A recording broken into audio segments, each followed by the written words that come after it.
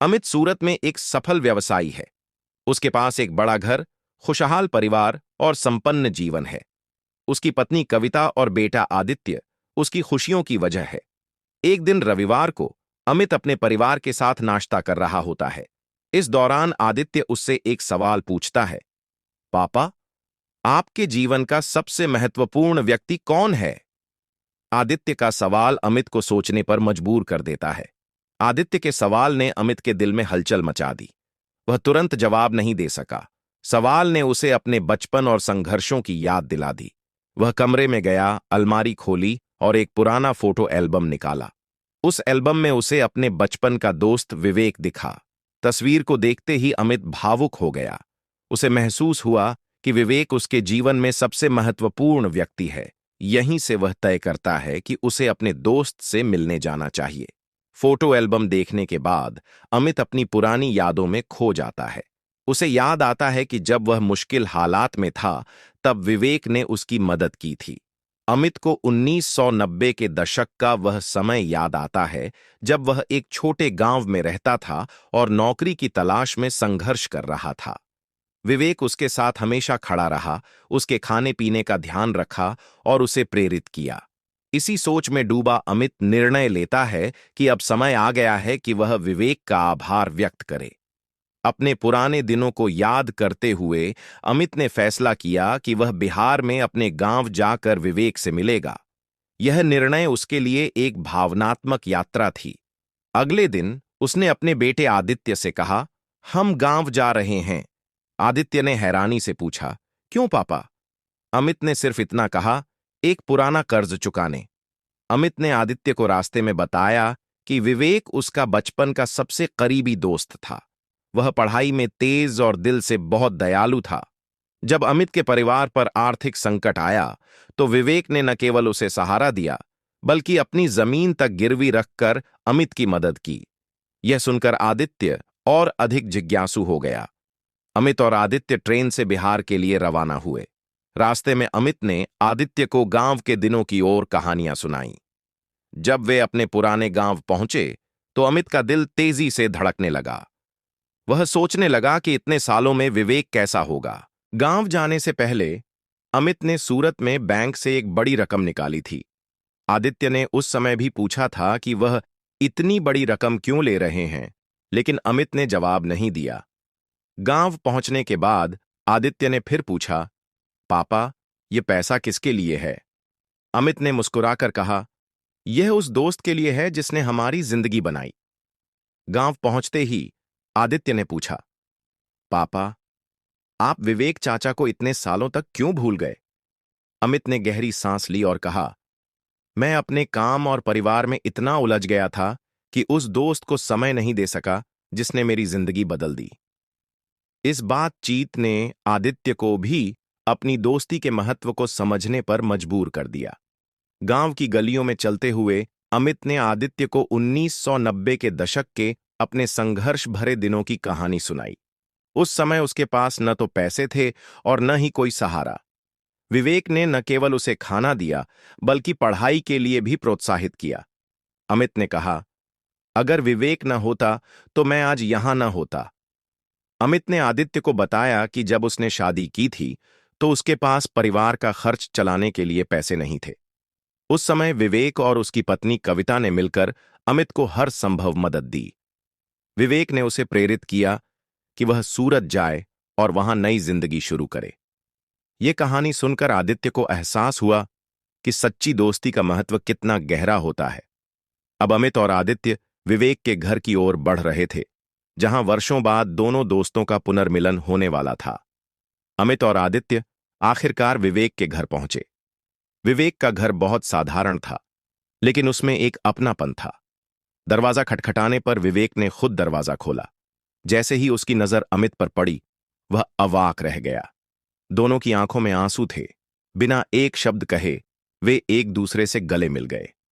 आदित्य पहली बार अपने पिता को इतने भावुक रूप में देख रहा था। गले मिलने के बाद विवेक ने अमित और आदित्य को अंदर बुलाया। घर के छोटे से कमरे में एक पुरानी चारपाई और कुछ बर्तन थे।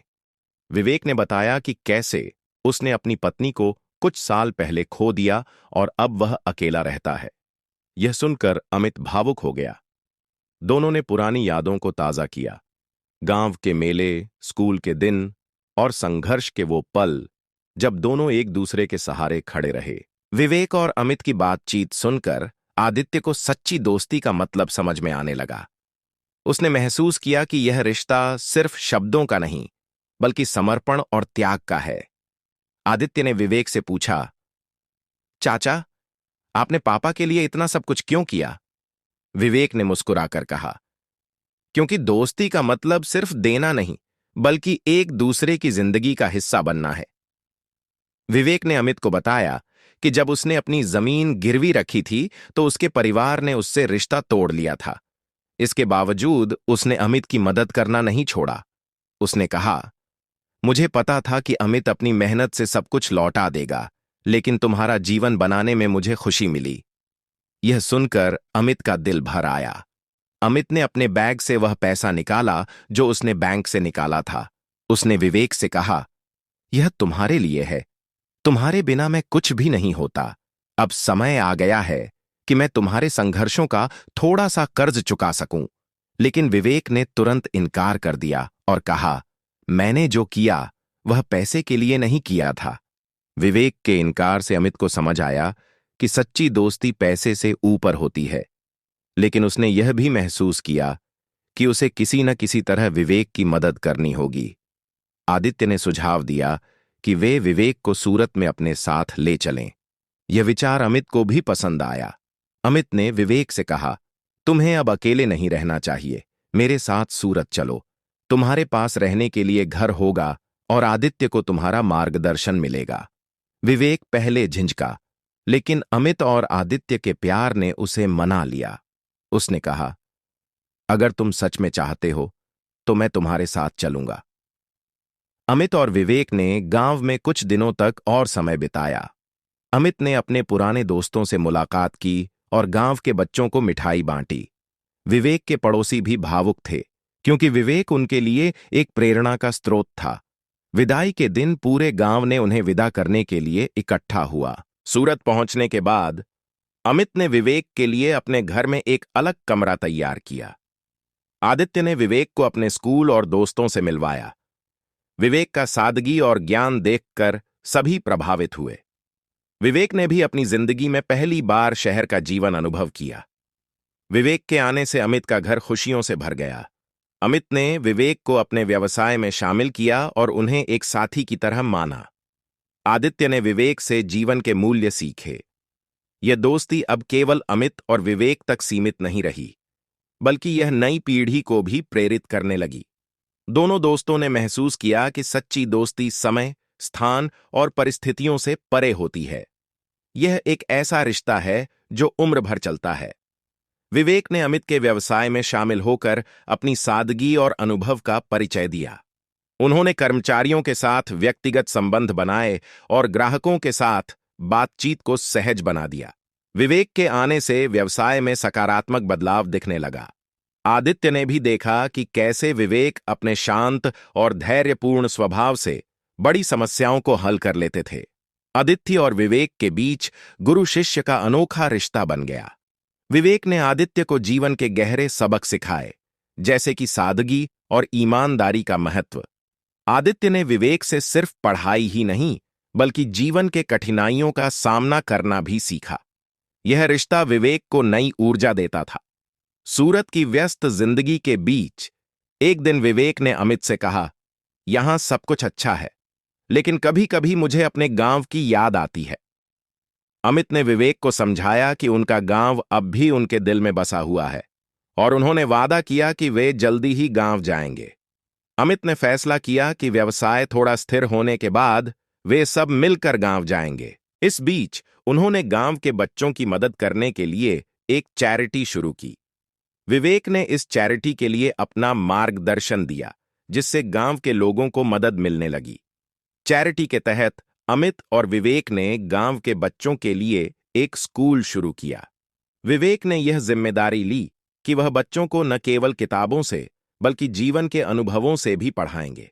स्कूल का पहला दिन बेहद खास था। बच्चों के चेहरे पर उत्साह और जिज्ञासा थी। जब आदित्य गांव पहुंचा तो वह वहां की सादगी देखकर हैरान था। उसने देखा कि बच्चे मिट्टी में खेल रहे हैं और खुश हैं, जबकि उनके पास साधन कम थे। उसने यह भी सीखा कि खुश रहने के लिए भौतिक चीजों की आवश्यकता नहीं होती। आदित्य ने गांव के बच्चों के साथ घुलने मिलने की कोशिश की। स्कूल के निर्माण के दौरान अमित और विवेक को गांव के कुछ लोगों के विरोध का सामना करना पड़ा। कुछ लोगों को डर था कि यह स्कूल उनकी पुरानी परंपराओं को बदल देगा। विवेक ने धैर्यपूर्वक उनकी चिंताओं को सुना और उन्हें यकीन दिलाया कि यह स्कूल केवल शिक्षा का माध्यम होगा, न कि बदलाव का डर। धीरे धीरे स्कूल ने गांव में अपनी पहचान बना ली। बच्चों की संख्या बढ़ने लगी और उनके माता पिता भी बदलाव को स्वीकार करने लगे। अमित ने देखा कि विवेक के धैर्य और सादगी से हर समस्या का हल निकाला जा सकता है।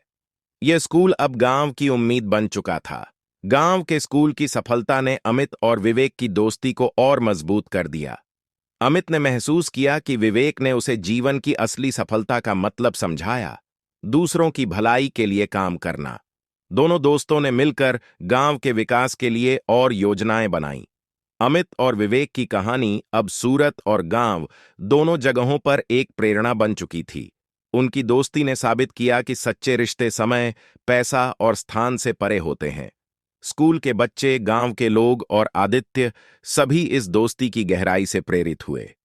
ये कहानी दोस्ती, त्याग और जीवन की सादगी का प्रतीक बन गई, जो हर दिल को छूने वाली थी। दोस्तों, आज की कहानी यही खत्म होती है। मिलते हैं नेक्स्ट वीडियो में। तब तक के लिए जय हिंद, जय भारत।